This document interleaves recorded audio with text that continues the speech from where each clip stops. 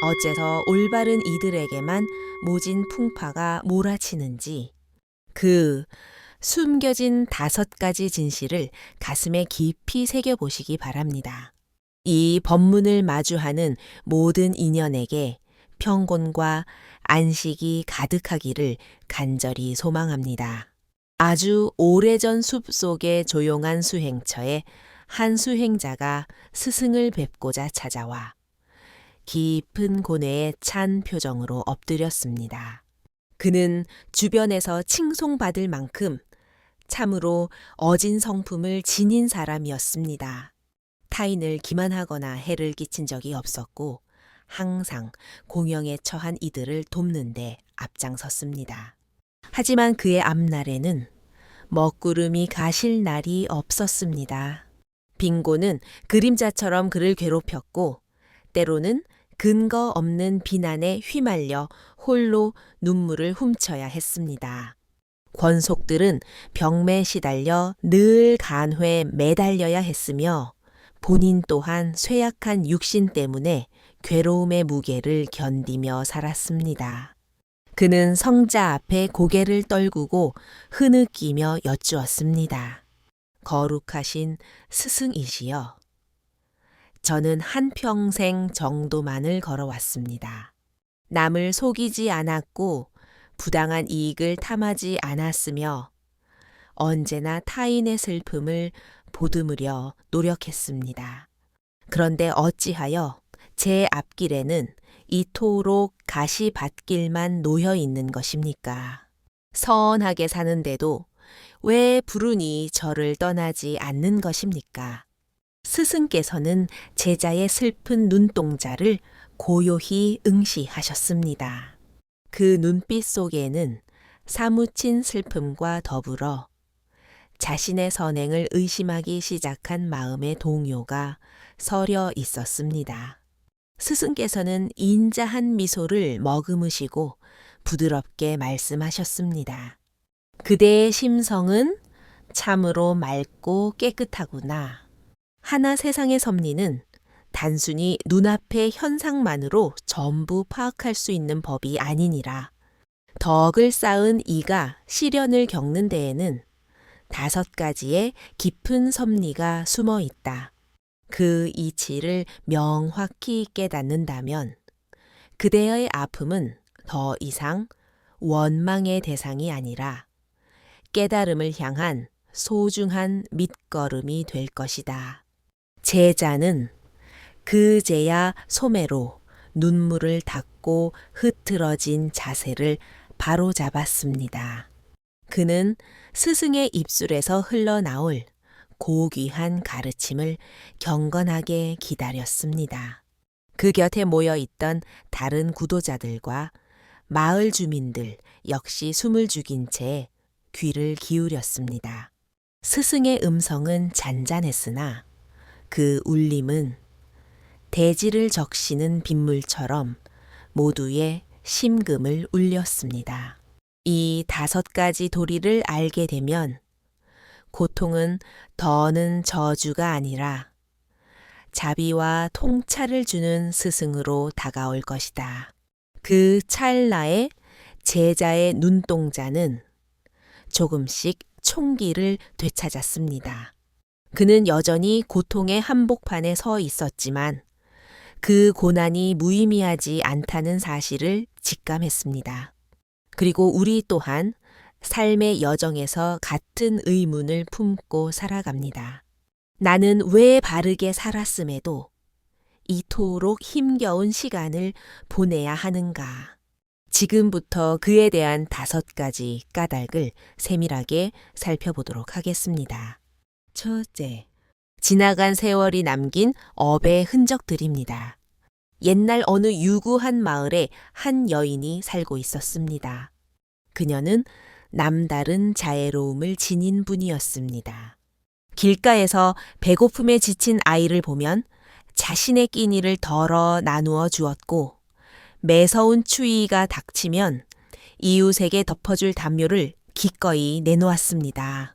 상처 입은 짐승을 발견하면 외면하지 않고 정성껏 치료해 주었으며 마을에 큰일이 생기면 누구보다 먼저 팔을 걷어붙였습니다. 주변 사람들은 그녀를 보며 칭찬을 아끼지 않았습니다. 저 여인은 분명 큰 복락을 누리며 살 것이다. 그러나 현실의 삶은 기대와는 판이하게 흘러갔습니다.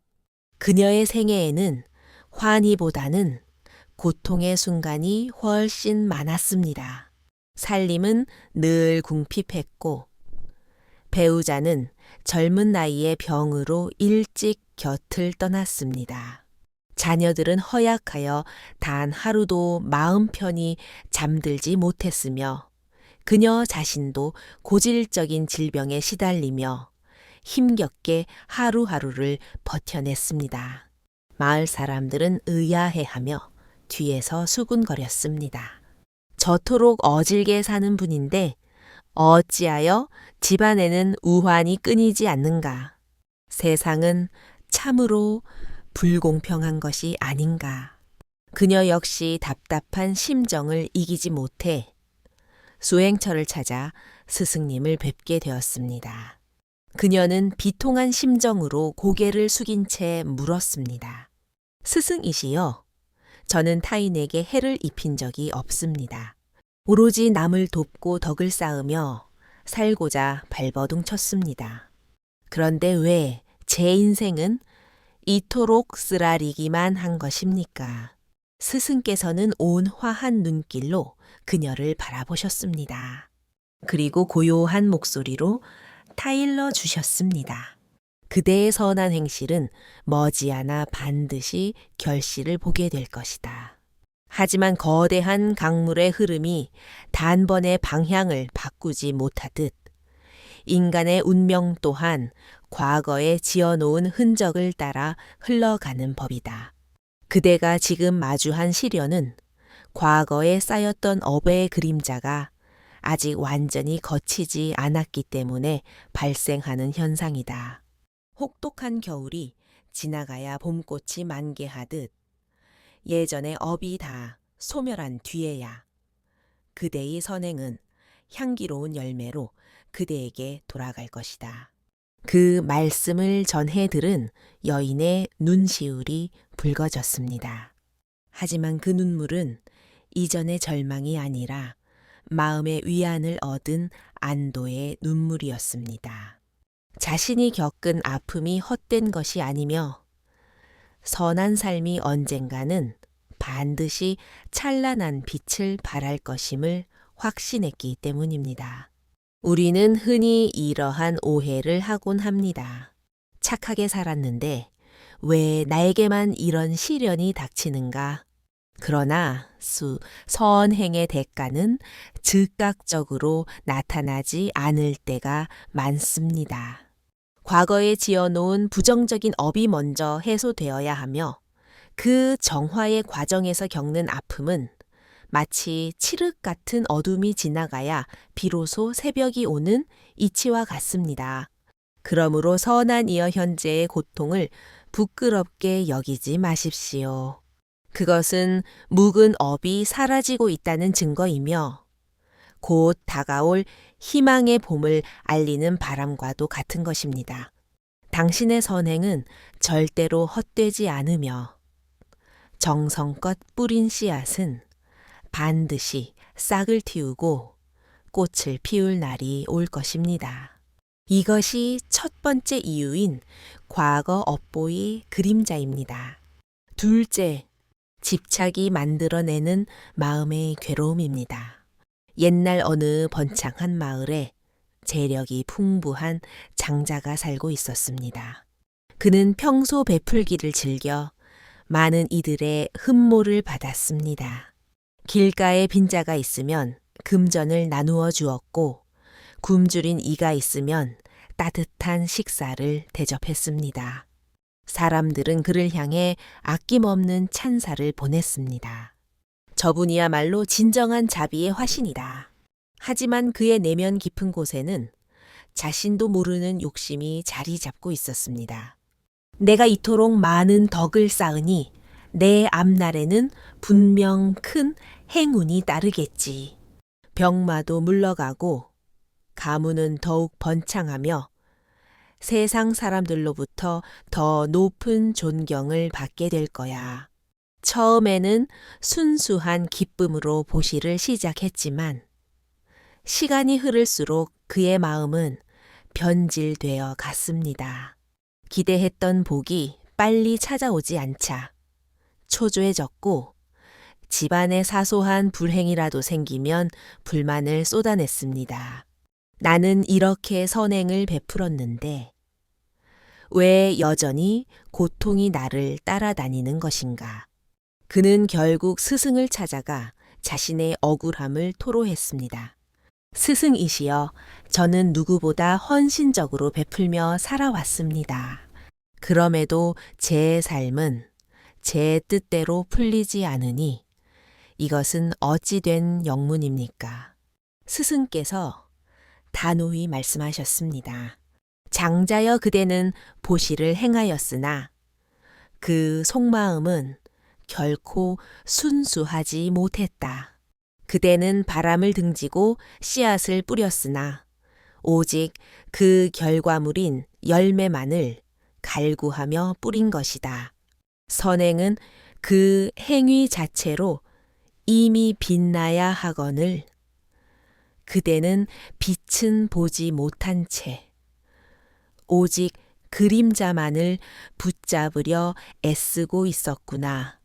베풀도에 대가를 꿈꾸지 말고 덕을 쌓되 복을 구하지 말라. 그때 비로소 그대의 시면이 고요해지고 고통은 그대 곁을 떠나게 될 것이다. 장자는 그제야 부끄러움에 얼굴이 붉게 달아올랐습니다. 그는 자신의 내면을 냉철하게 돌아보았습니다. 겉으로는 선을 행하는 척 했으나 속으로는 끊임없이 보상과 인정을 갈망하고 있었던 것입니다. 그 집착하는 마음이 오히려 자신을 옥죄고 행복을 가로막는 무거운 쇠사슬이 되었던 것입니다. 우리 역시 살아가며 종종 같은 실수를 저지르곤 합니다.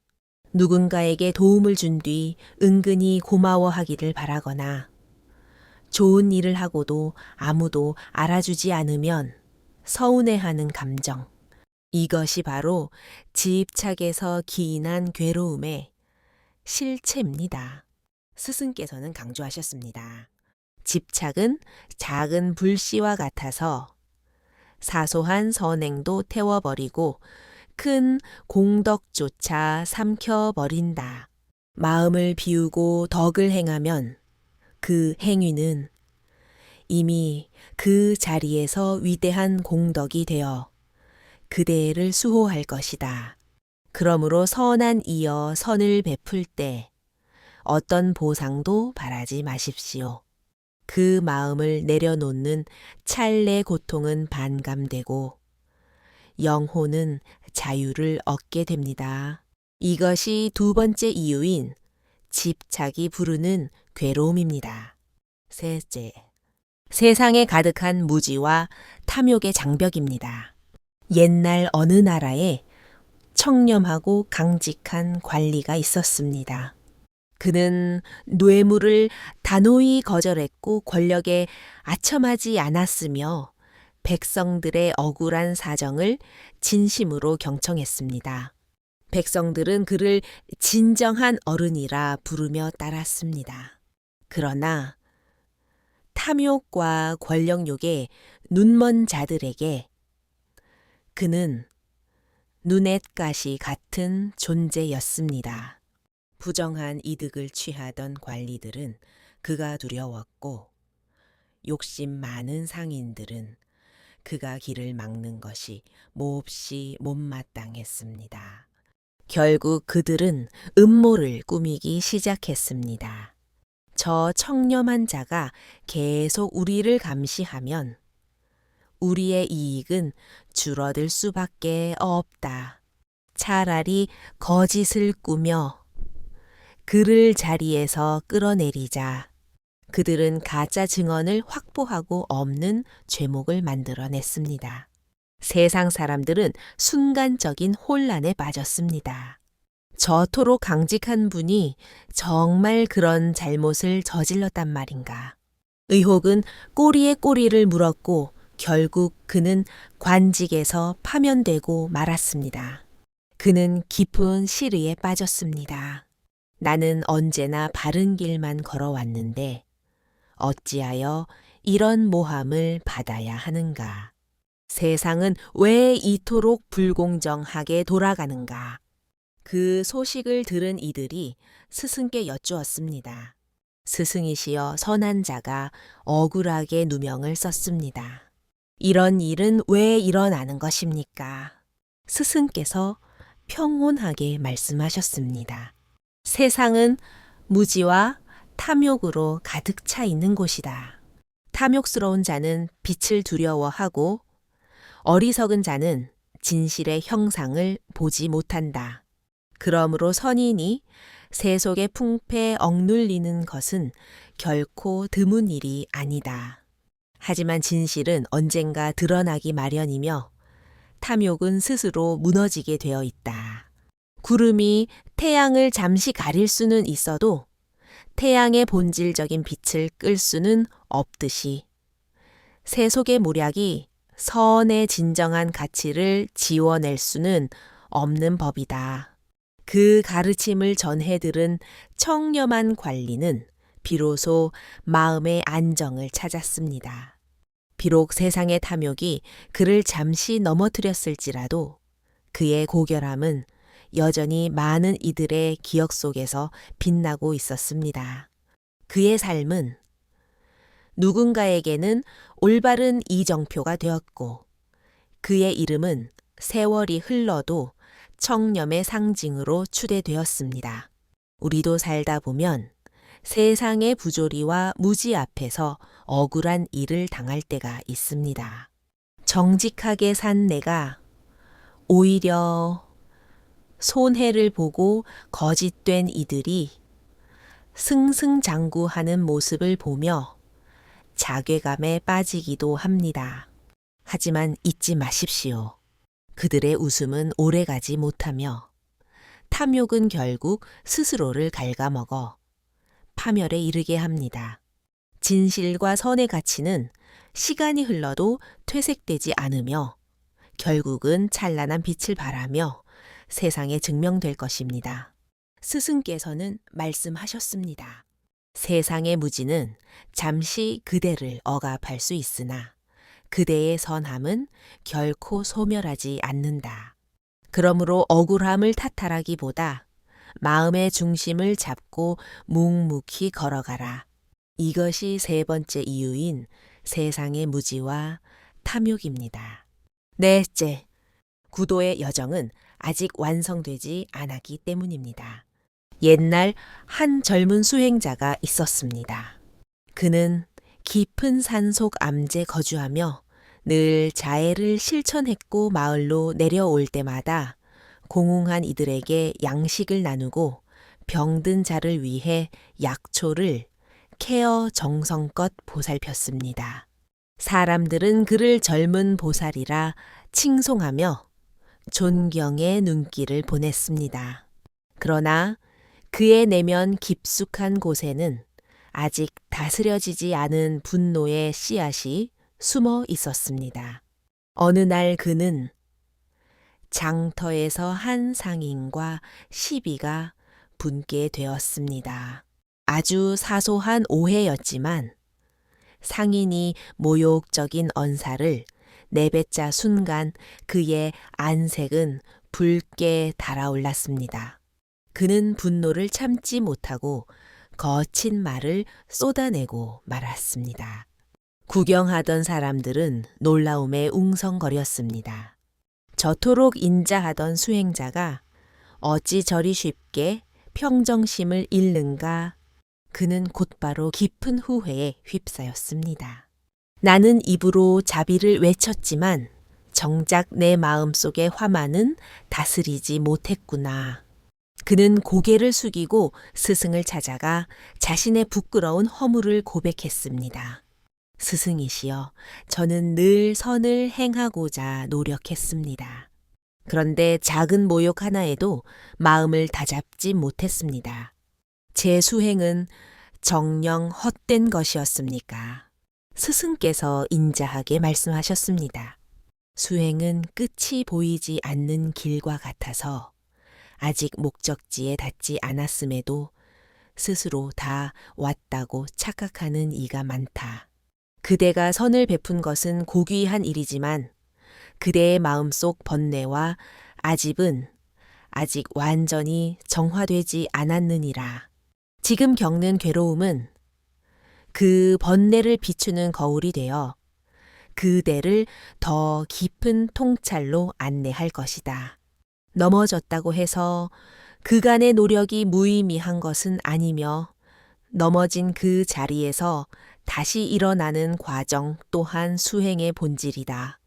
그 말씀을 듣자 젊은 수행자의 표정이 밝아졌습니다. 그는 깨달았습니다.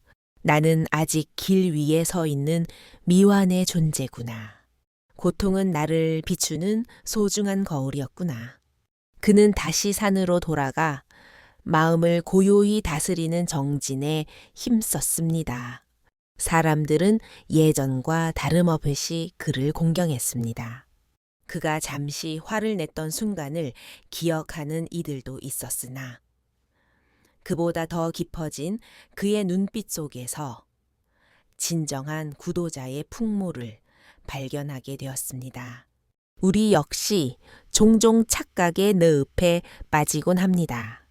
약간의 선행을 베풀고 조금 인내했다고 해서 나는 이만하면 충분히 훌륭하다며 스스로를 위로합니다. 하지만 작은 자극에도 쉽게 흔들리고 사소한 일에 분노한다면 아직 갈 길이 먼 것입니다. 스승께서는 말씀하셨습니다. 구도는 평생에 걸쳐 나아가는 길이다. 작은 아픔조차 감당하기 벅차다면 그대는 아직 배워야 할 것이 많은 학생인 셈이다. 그러나 그 아픔 덕분에 그대의 영혼은 한 단계 더 성숙해질 것이다. 그러므로 선한 이어 시련이 찾아왔다고 낙담하지 마십시오. 그것은 수행의 부족함을 타탄하는 채찍이 아니라 더 깊은 경지로 나아가라는 격려의 신호입니다. 이것이 네 번째 이유인 수행의 길이 아직 끝나지 않았기 때문입니다. 다섯째, 고통은 깨달음을 얻기 위한 비옥한 토양입니다. 옛날 스승의 곁에는 몸이 몹시 허약한 제자가 한 명 있었습니다. 그는 늘 기침을 달고 살았으며 육신은 뼈만 남을 정도로 야위어 하루하루 정진하는 것조차 버거운 상태였습니다. 다른 동료들이 새벽마다 꼿꼿이 앉아 좌선에 몰입할 때 그는 통증 때문에 자주 몸을 뒤척이며 고통 어린 눈을 감아야 했습니다. 마을로 탁발을 나갈 때도 다른 이들은 가벼운 발걸음으로 앞서갔지만 그는 늘 가쁜 숨을 몰아쉬며 뒤처져 따라가야 했습니다. 어느 날 그는 서러운 마음을 이기지 못해 스승께 하소연했습니다. 스승이시여, 저는 온 마음을 다해 정진하고 싶지만 이 병든 육신이 저를 가로막습니다. 육체의 통증 때문에 참선도 탁발도 가르침을 듣는 것조차 힘에 부칩니다. 저는 아마도 수행자의 길에 어울리지 않는 사람인가 봅니다. 스승께서는 조용히 그의 여위인 손을 맞잡으시고 말씀하셨습니다. 제자여, 고통은 너의 앞길을 방해하는 장애물이 아니라 오히려 너를 일가우는 위대한 스승이 될 수 있다. 건강한 육신을 가진 자는 쉽게 자만심에 빠지기 마련이고 안락한 삶을 누리는 자는 나태함의 늪에 빠지기 쉽다. 그러나 고통을 짊어진 자는 삶의 덧없음을 뼛속 깊이 체득하고 작은 기쁨에도 진심으로 감사하는 법을 배우게 되느니라. 그 가르침은 제자의 가슴을 깊게 울렸습니다. 그는 다시 명상에 들었고 비록 병만은 여전했지만 마음가짐은 이전과 확연히 달라졌습니다. 기침 소리 하나에서도 그는 세상의 무상함을 깨달았고 통증이 밀려오는 매 순간이 오히려 그에게 깊은 통찰의 문을 열어주었습니다. 세월이 흘러 그는 누구보다 자애로운 성자로 기억되었습니다. 타인의 아픔을 가장 절실히 이해했기 때문입니다. 본인이 직접 병고를 겪었기에 병든 이를 보살피는 마음이 누구보다도 깊고 진실했던 것입니다. 우리가 살면서 마주하는 고통 또한 이와 다르지 않습니다. 누군가는 질병으로, 누군가는 경제적 궁핍으로, 또 누군가는 인간관계의 상처로 신음합니다. 하지만 그 시련은 단순히 당신의 삶을 파괴하는 재앙이 아니라 마음을 정교하게 다듬어 더 높은 깨달음으로 인도하는 소중한 밑거름이 됩니다. 스승께서는 말씀하셨습니다. 연꽃은 더러운 진흙 속에서 그 뿌리를 내리고 피어난다. 진흙을 떠나서는 꽃이 자생할 수 없듯이 고통을 떠나서는 참된 지혜가 자라날 수 없다.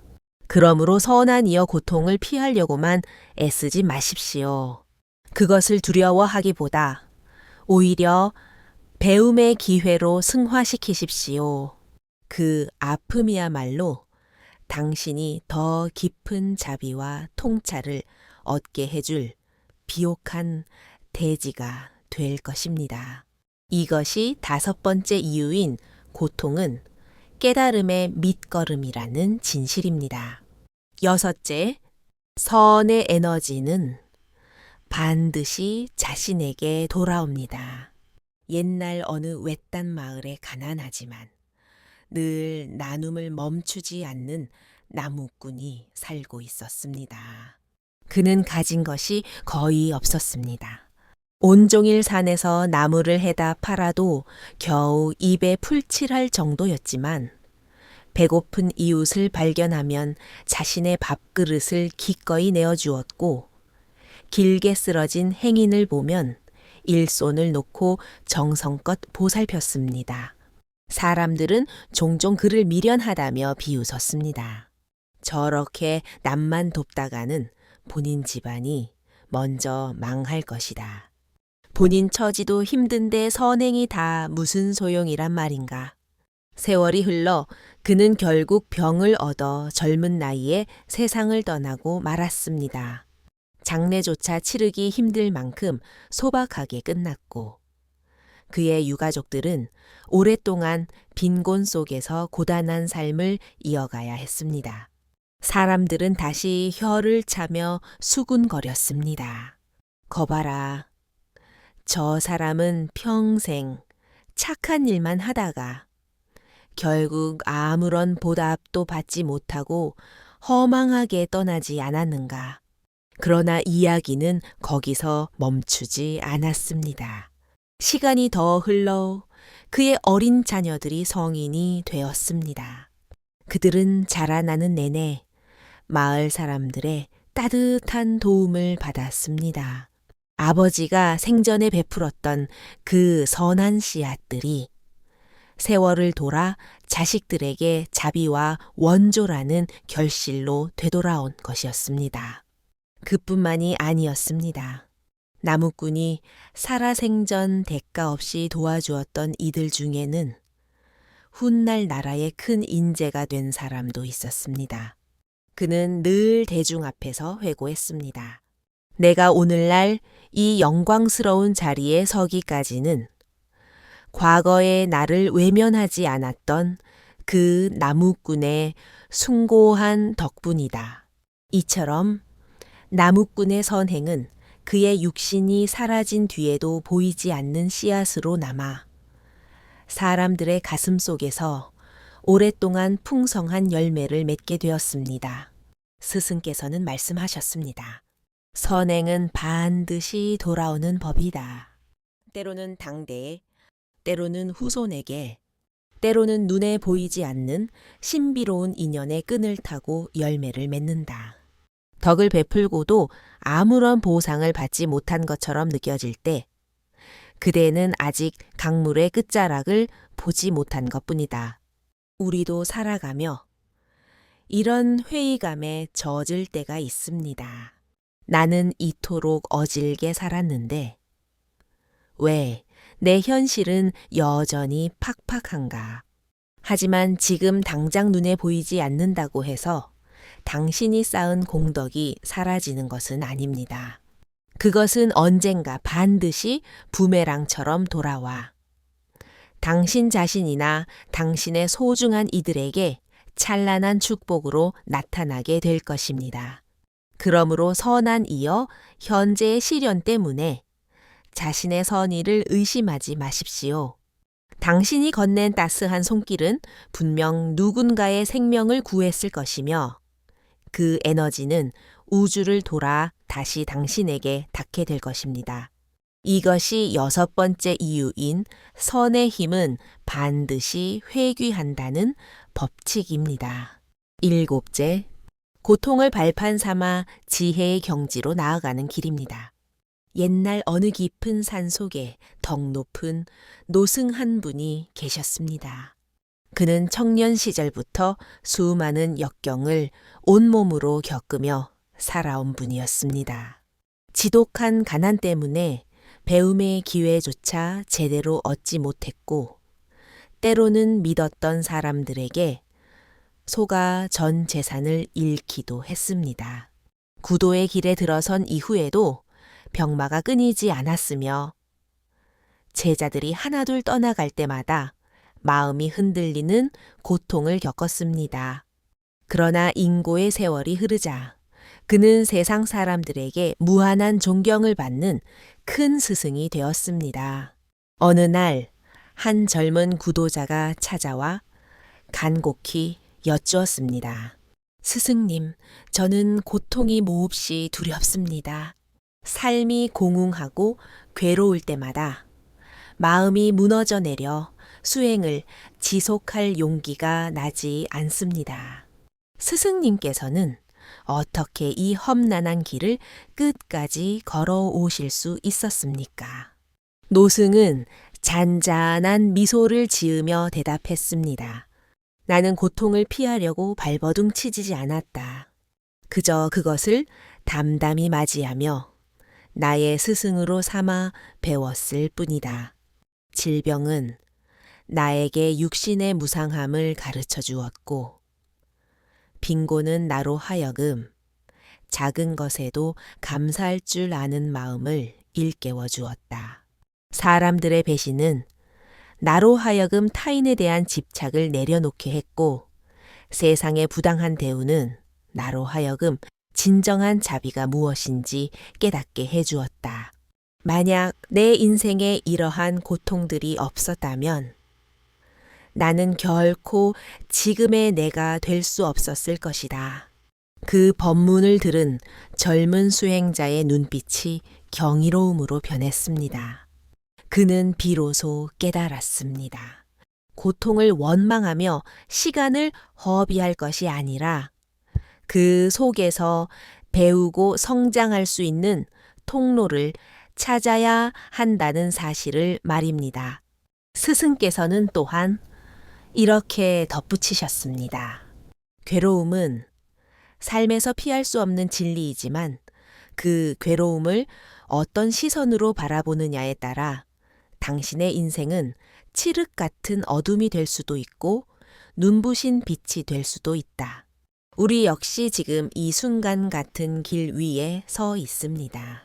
삶은 끊임없이 우리에게 시험지를 던집니다. 사랑하는 이와의 갈등, 예기치 못한 질병, 마음대로 풀리지 않는 세상의 흐름들, 하지만 그것을 단순히 고통이라 규정하면 원망과 분노만 커질 뿐입니다. 반면 그 안에서 교훈을 얻고 자아를 성찰한다면 그 아픔은 고결한 지혜로 탈바꿈합니다.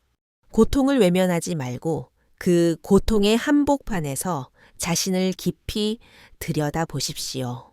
그때 비로소 마음은 강철처럼 단단해지고 삶은 형용할 수 없는 깊은 의미로 충만해질 것입니다. 그러므로 선한 이어 고통을 원망의 눈으로 보지 마십시오. 그것은 당신이 더 차원 높은 지혜로 나아가기 위한 필수적인 관문이며 자비의 마음을 키우고 진정한 깨달음에 도달하게 하는 튼튼한 다리가 되어 줄 것입니다. 이것이 7번째 이유인 고통을 초월하여 지혜로 나아가는 성스러운 길입니다.